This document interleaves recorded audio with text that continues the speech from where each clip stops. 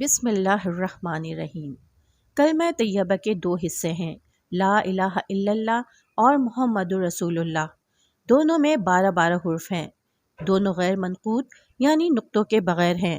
پہلا حصہ مقصد زندگی بتاتا ہے جبکہ دوسرا حصہ طرز زندگی، اور 12 حروف تقاضا کرتے ہیں کہ انسان اپنی 12 گھنٹے کی زندگی اللہ عز و جل کی رضا اور اس کے رسول صلی اللہ علیہ وسلم کی اتباع میں گزارے۔ پہلے حصے میں نقطے نہ ہونے میں یہ اشارہ ہے کہ اللہ عز و جل کا کوئی شریک نہیں، حتیٰ کہ ایک نقطہ بھی نہیں۔ دوسرے حصے میں اس لیے نقطہ نہیں کہ یہاں بھی کوئی ثانی نہیں، اور ذرا سی بھی نقطہ چینی اسلام سے خارج کر دیتی ہے۔ دنیا کا سب سے خوبصورت جملہ جسے بغیر ہونٹ ہلائے ادا کیا جا سکتا ہے وہ ہے لا الہ الا اللہ۔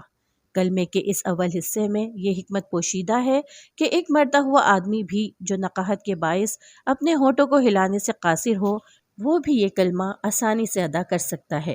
سبحان اللہ۔